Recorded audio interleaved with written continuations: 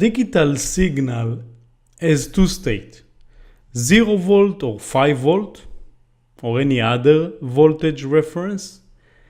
And as part of step 1, we already saw that digital pins support input and output.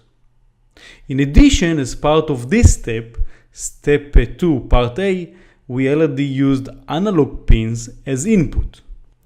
Now, what if we would like to output a voltage other than 0 volt or 5 volt, meaning any value between them, like for example 2.8 volt?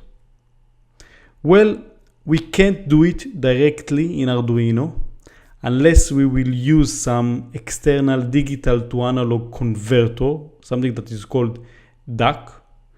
So how we will be able to adjust the brightness of the LED if we have just 0 volt or 5 volt that will be like on and off?